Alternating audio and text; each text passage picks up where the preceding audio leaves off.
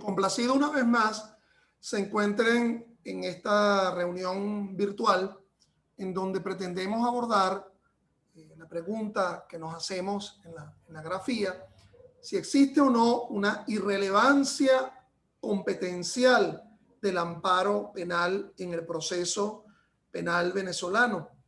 Quien les habla es el profesor Ángel Serpa Aponte, y estas clases vinculadas al derecho penal, al derecho procesal penal, al derecho penal constitucional, como la que nos ocupa en el día de hoy, estamos transmitiendo en Caracas en junio de 2021, la pueden encontrar ustedes en mi canal YouTube, Ángel Serpa Aponte, a los efectos de quien quiera suscribirse al mismo y revisar pues algunas propuestas, algunas disertaciones, algunas consideraciones en materia de derecho penal.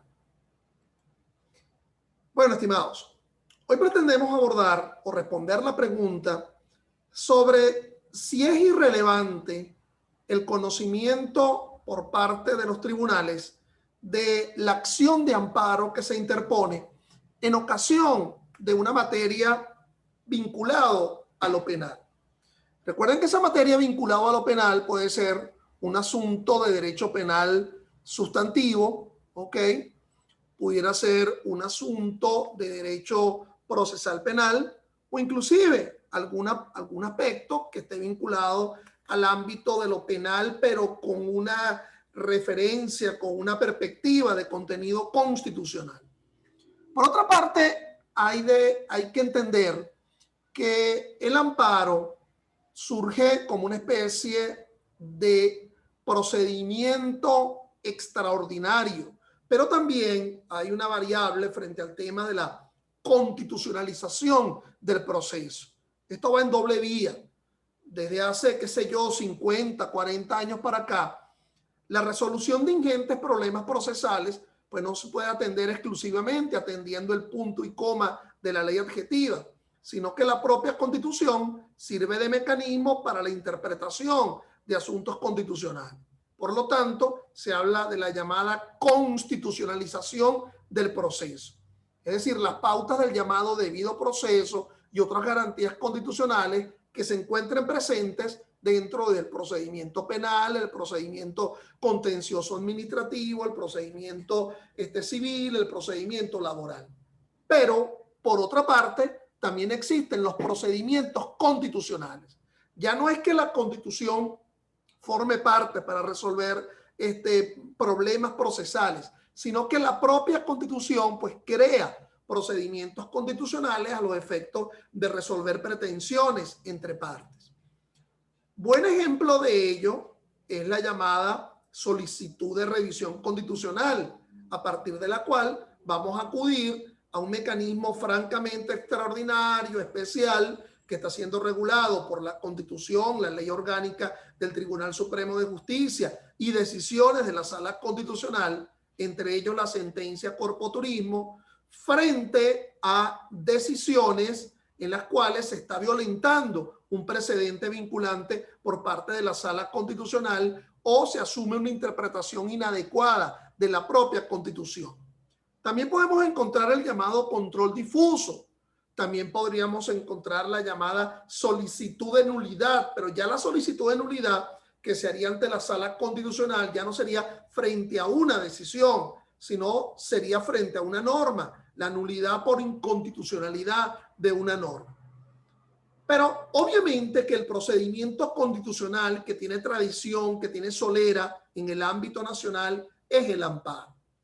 Ese amparo que se remonta ya en el siglo XIII, cuando en la Carta Magna que los varones, los nobles, los condes, los señores feudales le hicieron firmar al rey Juan Sin Tierra, esa Carta Magna deriva varios institutos procesales de primer orden.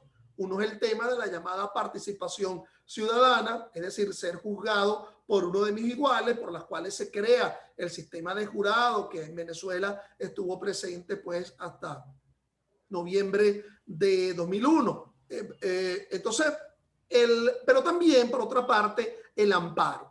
Es decir, un mecanismo extraordinario que permita el restablecimiento de una situación violada y que, por lo tanto, los mecanismos ordinarios establecidos en los códigos no permitirían ese restablecimiento inmediato, célere.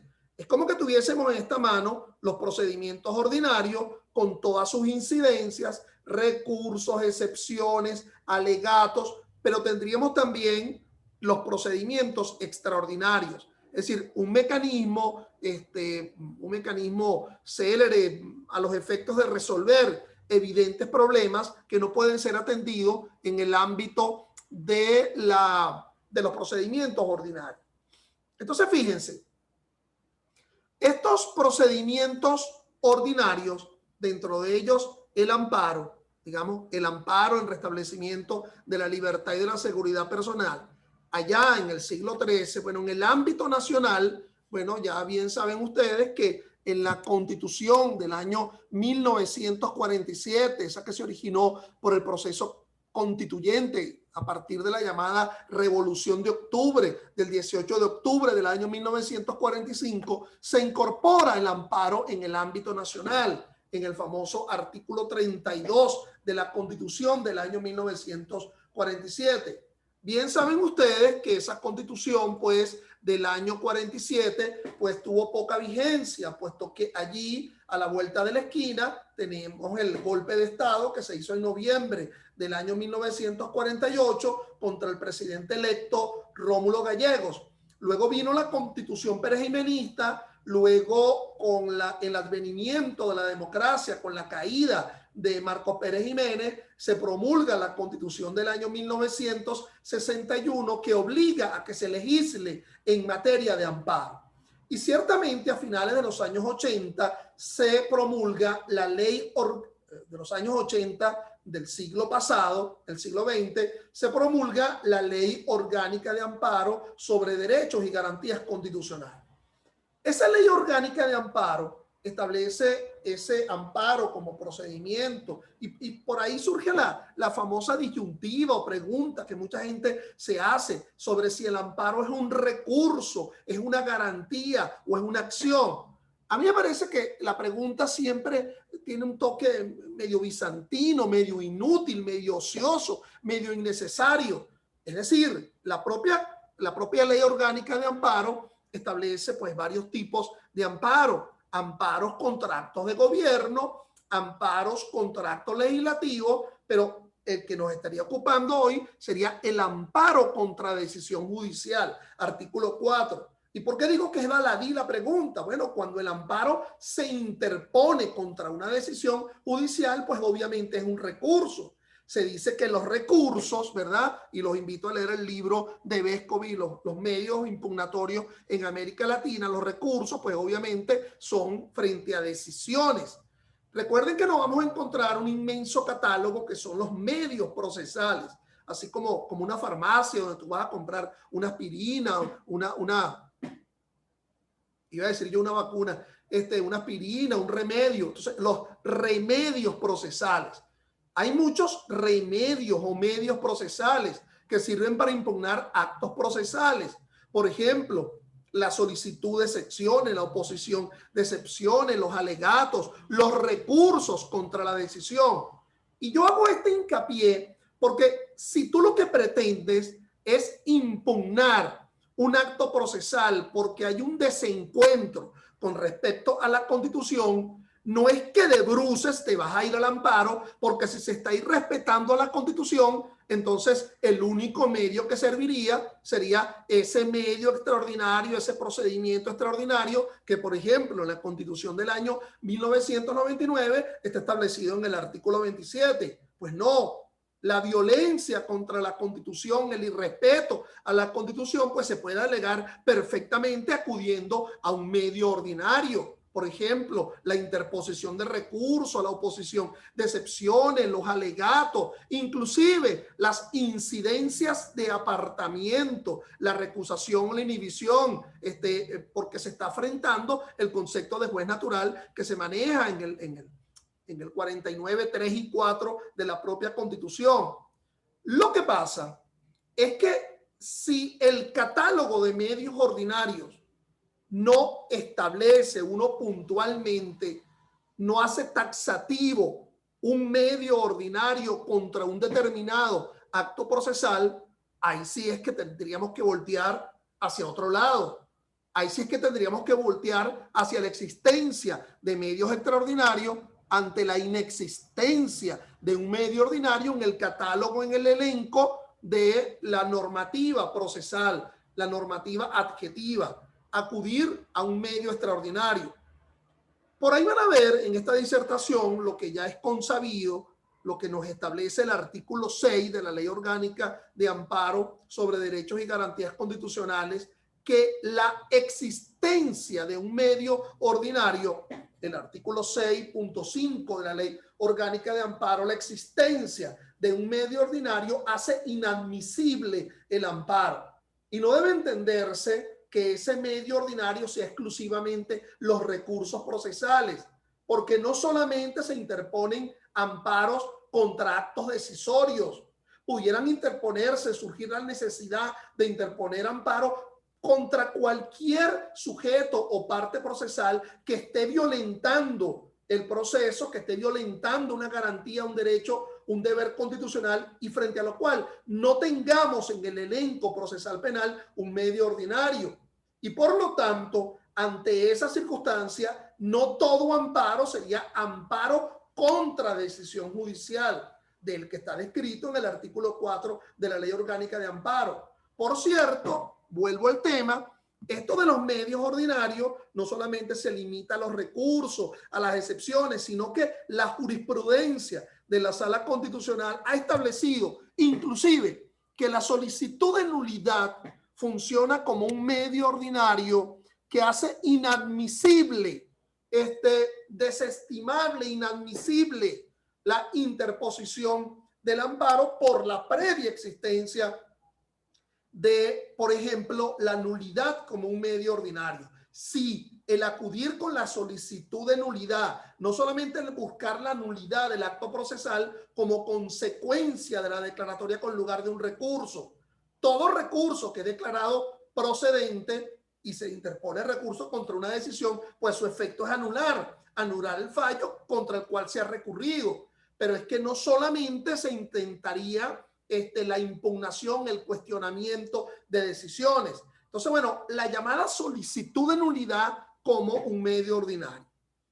Entonces, mis estimados, frente al tema del amparo y en todas estas disertaciones, yo siempre los convoco pues a algún libro que esté vinculado al tema. Hay 3 libros que yo recomiendo encomiablemente, o 4 libros. Uno, bueno, ya viejo libro de finales de los años 80, escrito a varias manos, que está frente a ustedes, escrito por Alan Bruber Caría, Carlos Ayala Corao, Rafael Chavero Galvez, que se llama Ley Orgánica de Amparo sobre Derechos y Garantías Constitucionales.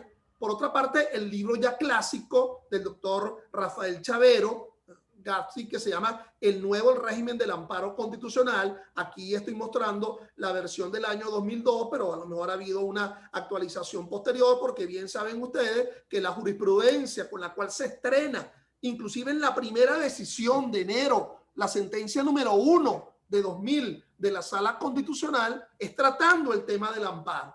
Es decir, es tan afín al ámbito de la jurisdicción constitucional el tema del amparo, que buena parte de las decisiones que surgen de la Sala Constitucional han sido resolviendo amparo, o se trata de resolver decisiones de amparos dictados por otro tribunal. Y por si esto fuera poco, la mayoría de esas decisiones en materia de amparo son con amparo contra decisión judicial. Pareciera que quien más viola a la Constitución pues son los propios jueces, porque no es el llamado amparo contra acto de gobierno ni amparo contra acto legislativo, sino amparos contra decisiones judiciales.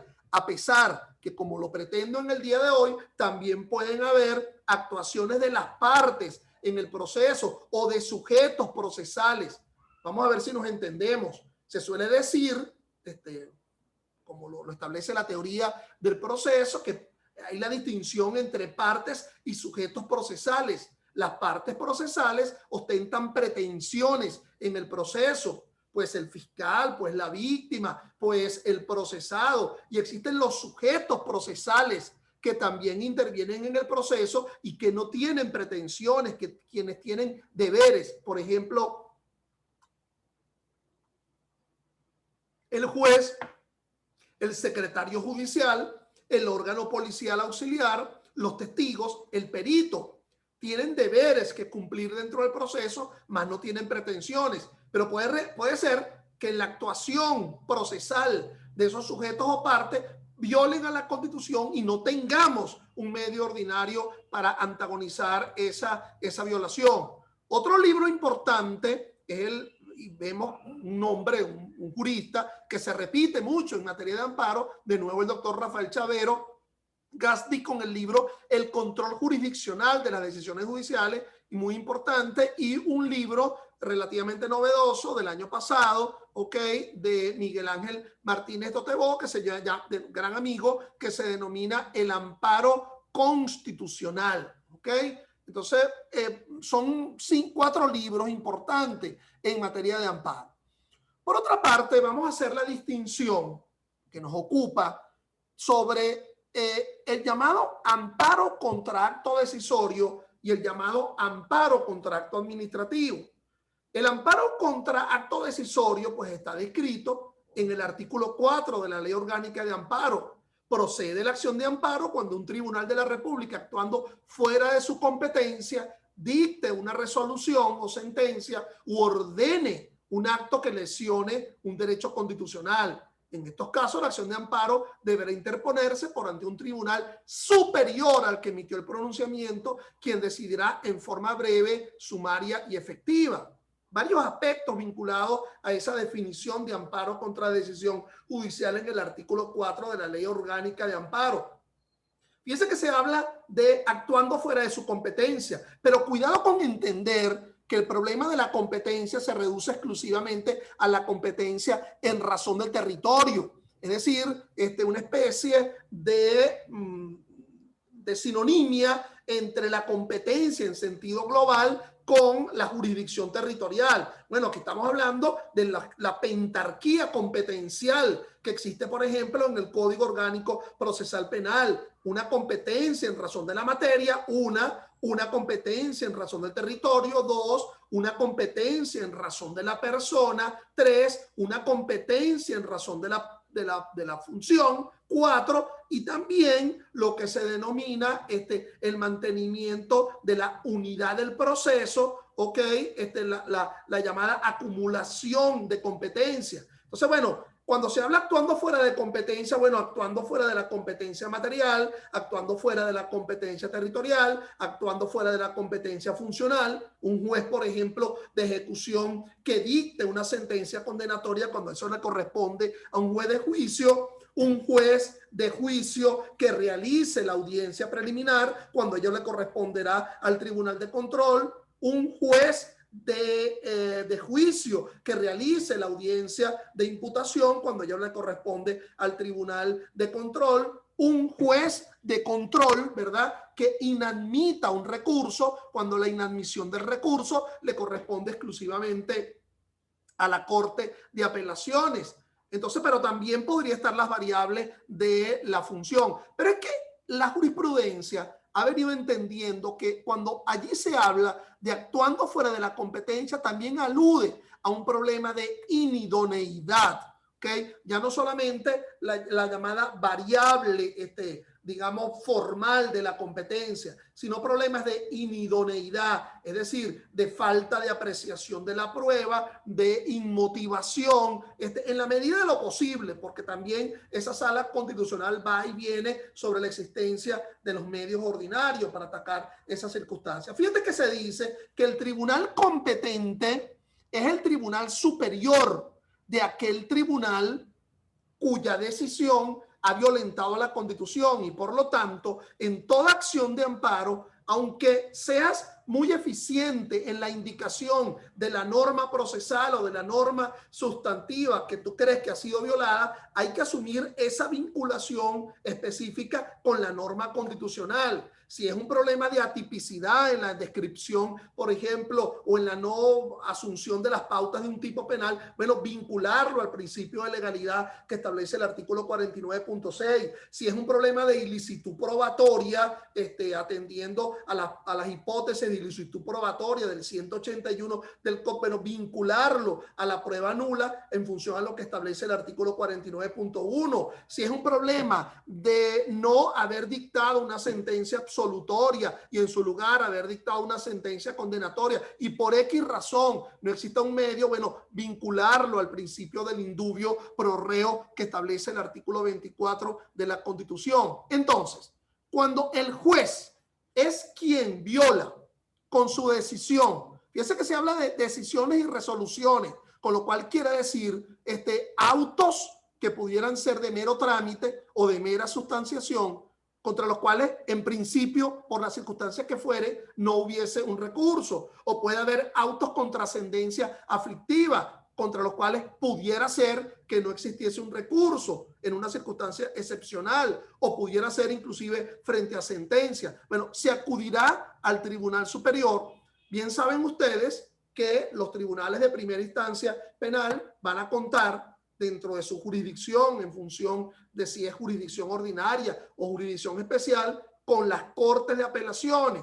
Las cortes de apelaciones que van a resolver en los recursos de apelación, los conflictos competenciales, pero también el llamado amparo contra decisión judicial. Bueno, pero si es la propia Corte de Apelaciones quien está violentando a la Constitución, arriba tendríamos en esa alzada penal, la Sala de Casación Penal del Tribunal Supremo de Justicia, pero no le confiere ni el Código Orgánico Procesal, ni la Ley Orgánica del Tribunal Supremo de Justicia, ni la Constitución, una competencia en conocimiento de amparo en atención a la materia constitucional a la Sala de Casación Penal, siendo el superior si es amparo contra las decisiones dictadas por la Corte de Apelaciones contra las cuales no existiera un recurso, pues la Sala Constitucional del Tribunal Supremo de Justicia. Entonces, bueno, ese amparo contra decisión judicial ha de distinguirse del llamado amparo contra acto administrativo, ¿ok? Que establece el artículo 5. Como el caso no es el que nos ocupa en este momento, porque estaríamos hablando o de una decisión judicial o de una actuación de algún sujeto o parte procesal dentro del proceso penal, pues mal podríamos abordarlo por la vía del llamado amparo contra acto administrativo, porque no estaríamos hablando de actos administrativos, sino que estaríamos hablando de actos procesales. La comparecencia a una audiencia, la actuación de los sujetos y partes, son actos procesales regulados en nuestro caso por un Código Orgánico Procesal Penal. Por su parte, la Constitución, en su artículo 27, nos habla del amparo. Toda persona tiene derecho a ser amparada por los tribunales, el goce y ejercicio de derechos y garantías, aun de aquellos inherentes a la persona que no figuren expresamente en esta Constitución. El procedimiento de amparo será oral, breve y público, no sujeto a formalidad. La autoridad competente tendrá potestad para restablecer inmediatamente la situación jurídica infringida o la situación que más se asemeje a ella. Todo tiempo será hábil, el tribunal lo tramitará con preferencia sobre cualquier otro asunto.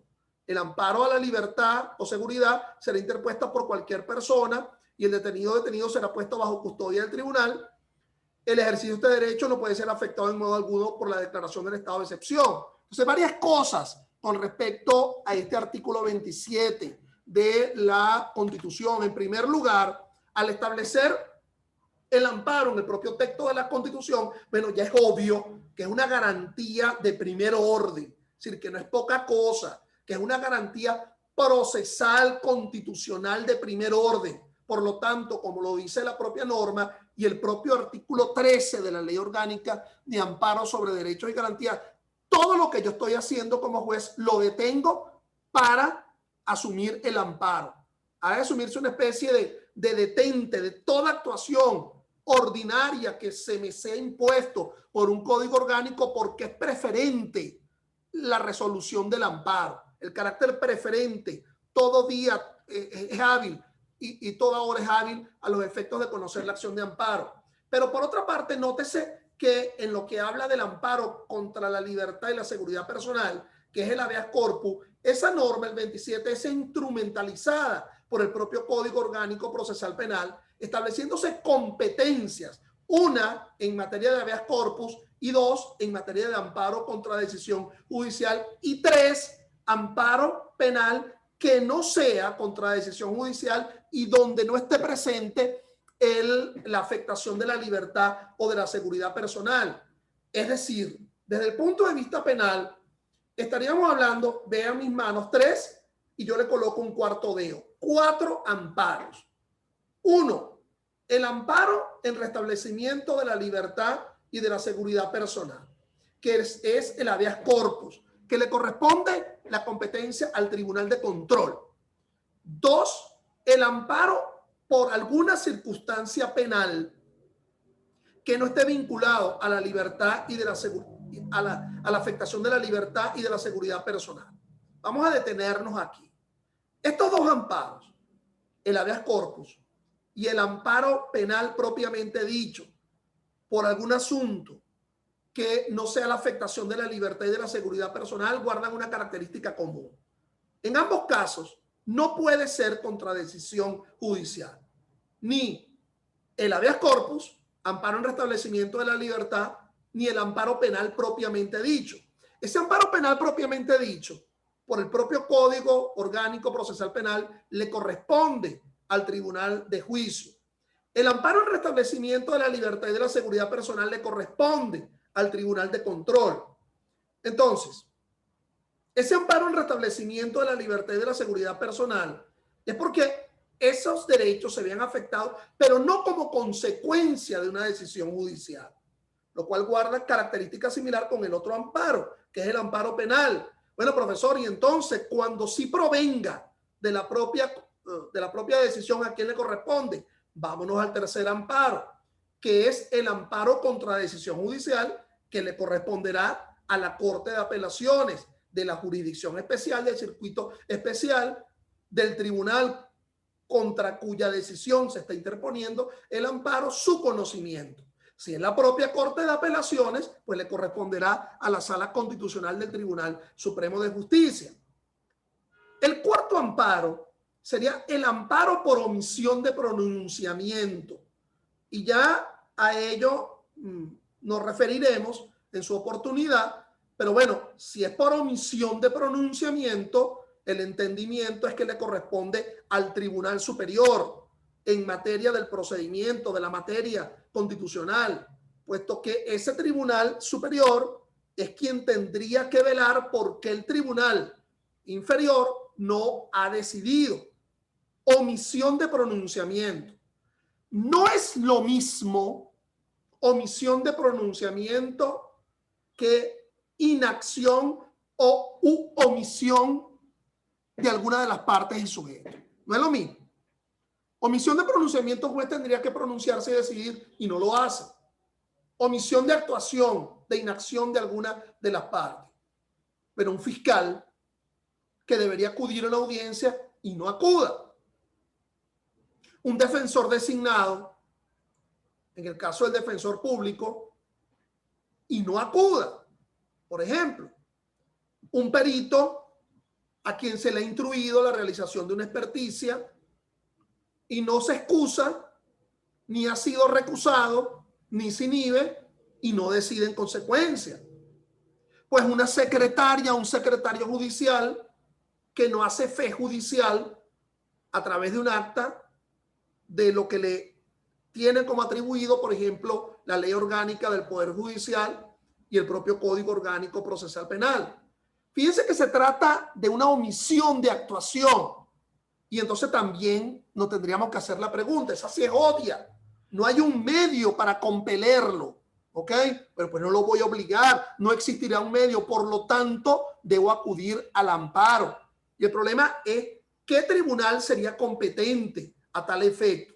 Ese es el tema. Fíjense entonces que la inadmisión del amparo está descrito en el artículo 6 de la Ley Orgánica de Amparo. Las causales son largas. 8. Cesó la violación. Bueno, no. Se afectaba la libertad. Bueno, la persona ya está en libertad.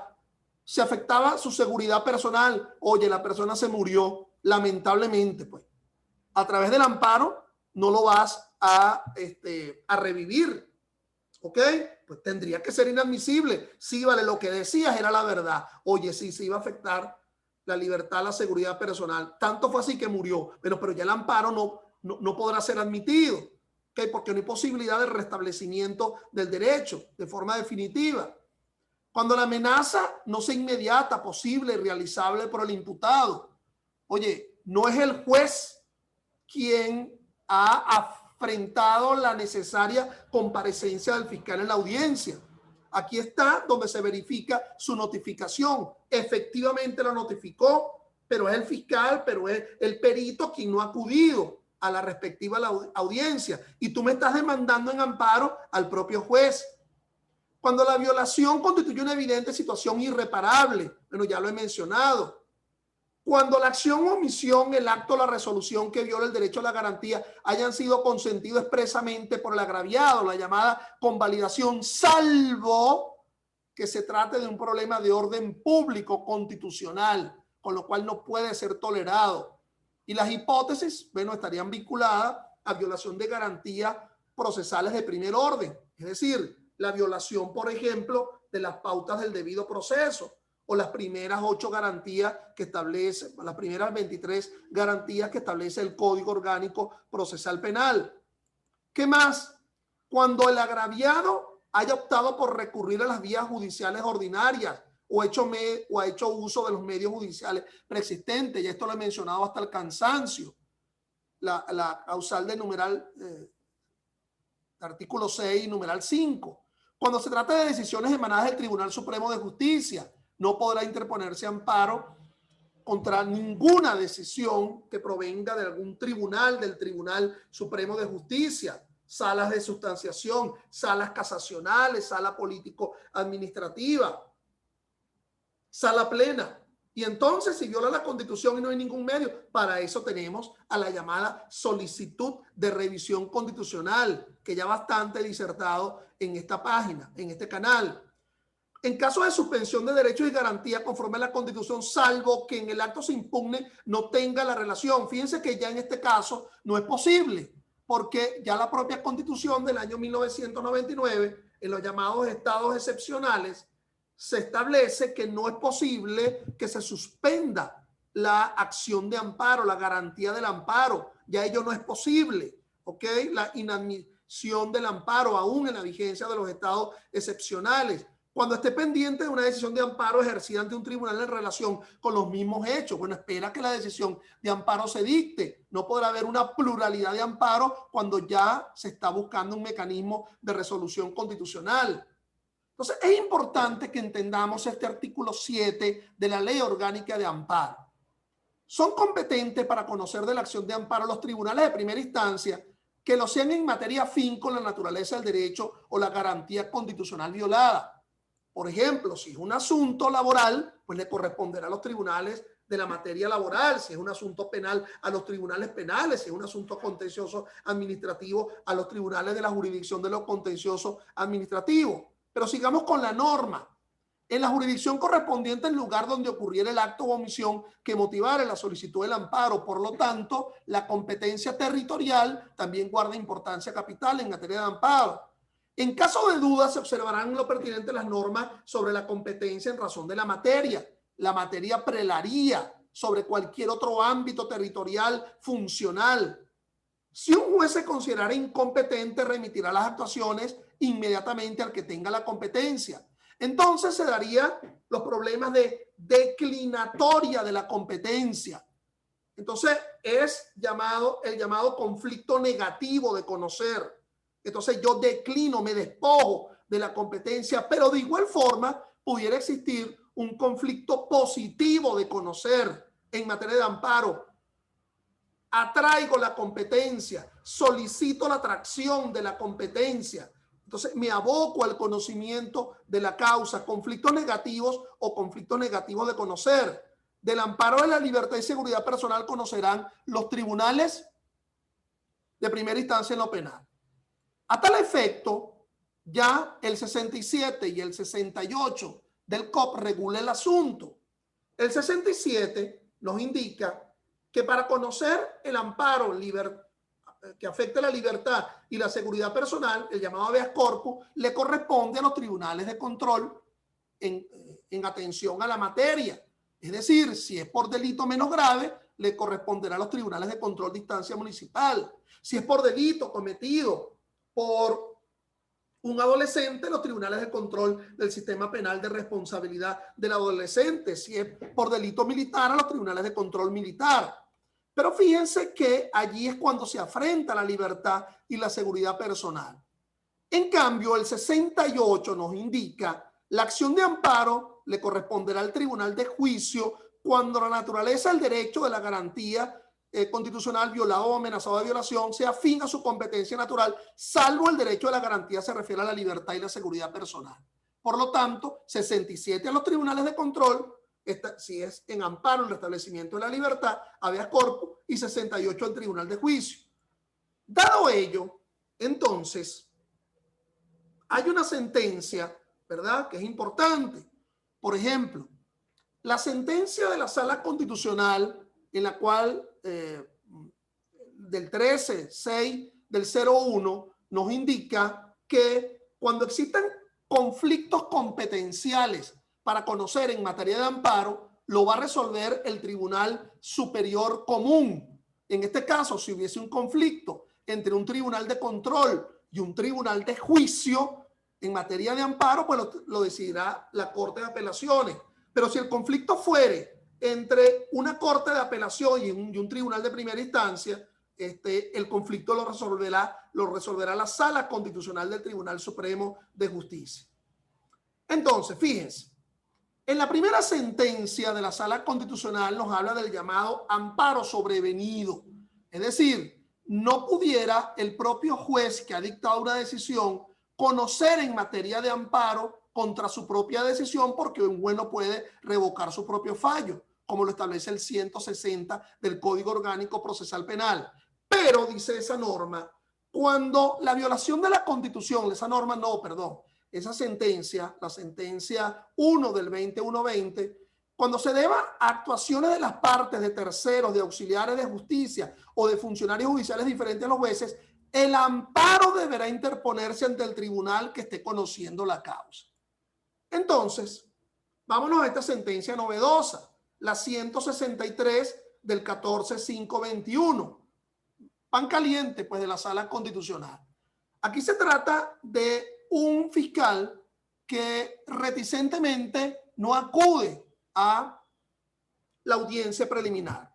Si no acude a la audiencia preliminar, su omisión de actuación no es una omisión de pronunciamiento y por lo tanto, al no afectarse la libertad y la seguridad personal, le correspondería al tribunal de juicio por el 68 del COP. Más sin embargo, la Sala Constitucional indica que le corresponde al tribunal de control que en ese momento esté conociendo la causa. Es decir, el tribunal de control que fue quien ordenó la realización de la audiencia preliminar, sobre todo sustentándose en